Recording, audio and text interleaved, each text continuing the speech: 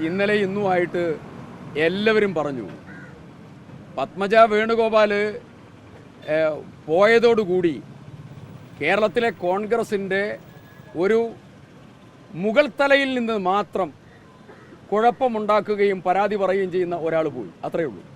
Party ആരാണ് party? മാളികപ്പുറത്തിരിക്കുന്നവരും ആനപ്പുറത്തിരിക്കുന്നവരും അല്ല party. Party ഈ കാണുന്നതായിരിക്കുന്ന പ്രവർത്തകന്മാരാണ്. ജയിലിൽ എത്ര ആളുകളുണ്ട്? എത്ര ആളുകൾ ജയിലിലുണ്ട്?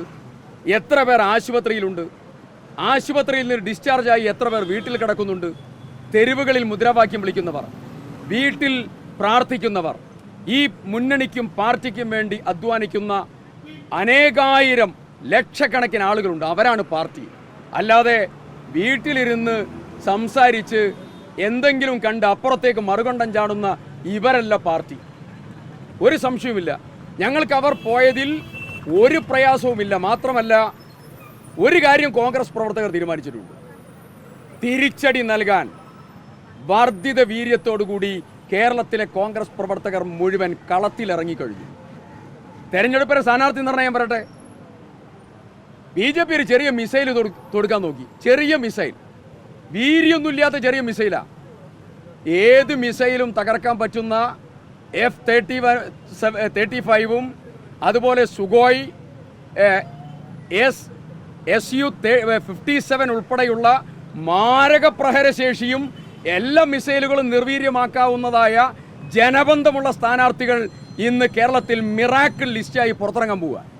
ആ ലിസ്റ്റ് പുറത്തിറങ്ങുന്നതോടുകൂടി 2020 കേരളത്തിലെ കോൺഗ്രസും UDF കരസ്ഥമാക്കാൻ പോവുക. ഒരു സംശയവും നിങ്ങൾക്ക് വേണ്ട.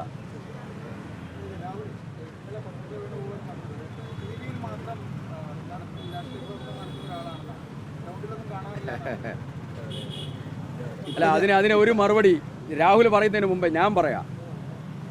ഞാൻ ചോദിക്കുന്നു, ഞാൻ ജയിലിൽ കിടന്നിട്ടുണ്ട്, രാഹുൽ ജയിലിൽ കിടന്നിട്ടുണ്ട്. ഈ പറഞ്ഞ ആള് ഏത് സമയത്ത് ജയിലിൽ കിടന്നു? ആശുപത്രിയിൽ ഊരവേദനയും തലവേദനയായിട്ട് പോയിട്ടുണ്ടാവും. ഒരു പോലീസ് ലാത്തി ചാർജിൽ പരിക്കേറ്റ് ഏതെങ്കിലും ഒരു ആശുപത്രിയിൽ ഡോക്ടറെ കാണിച്ചത് പറയാൻ പറ്റുമോ? പറ നിങ്ങൾ. ഏതെങ്കിലും ഒരാളെ കാണിച്ചതിൻ്റെ കാര്യം പറയുമോ? ഏതെങ്കിലും ഒരു നിരാഹാര സമരം? എത്ര നിരാഹാര സമരം കേരളത്തിൽ നടന്നിട്ടുണ്ട്? എത്ര നിരാഹാര സമരം? ഈ നടക്കുന്ന സമരം ഉൾപ്പെടെ കേരളത്തിൻ്റെ തെരുവോരങ്ങളിൽ നിരവധി സമരങ്ങളും പോരാട്ടങ്ങളും നടന്നു. ഏതെങ്കിലും ഒരു സമരമുഖത്ത് ഇവരെ കണ്ടിട്ടുണ്ടോ? പോലീസ് ലാത്തി വീശുമ്പോൾ, പോലീസ് ഗ്രനേഡ് എറിയുമ്പോൾ, പോലീസ് ടിയർ ഗ്യാസ് ഷെല്ല് പൊട്ടിക്കുമ്പോൾ നിരവധി വനിതകൾ ആക്രമിക്കപ്പെട്ടല്ലോ. ഇവിടെ ജെബി മേത്തർ ഉൾപ്പെടെ. ഞാൻ ചോദിക്കുന്നു, വനിതാ പ്രവർത്തകയാണല്ലോ പത്മജ. ഏതെങ്കിലും ഒരു വനിതാ പ്രവർത്തകയെ സംരക്ഷിക്കാൻ അരുത് എന്ന് പറയാൻ ഇവരുടെ ഒരു കൈ ഉയർത്തിയ സംഭവം നിങ്ങൾ കാണിക്കാൻ പറ്റുമോ? വർക്ക് അറ്റ് ഹോം എന്ന് മുരളീധരൻ പറഞ്ഞത് അക്ഷരം പ്രതി ശരിയാ, ഒരു സംശയം വേണ്ട. അതുകൊണ്ട് ജയിലിൽ കിടന്ന തലപൊട്ടിയ ശരീരത്തിൽ പ്രഹരമേറ്റ കേരളത്തിൻ്റെ തെരുവോരങ്ങളെ യുവതയുടെ സംഘർഷഭരിതമാക്കുന്ന പോരാട്ടങ്ങൾക്ക് നേതൃത്വം കൊടുക്കുന്ന ഈ ചെറുപ്പക്കാരനും പത്മജ വേണുഗോപാലും തമ്മിൽ ഒരു തുലനം ചെയ്യാൻ പോലും പറ്റില്ല. അതുകൊണ്ട് അതിൻ്റെ മറുപടി രാഹുൽ പറയണ്ട, കേരളത്തിലെ കോൺഗ്രസും ഞങ്ങളും പറയും.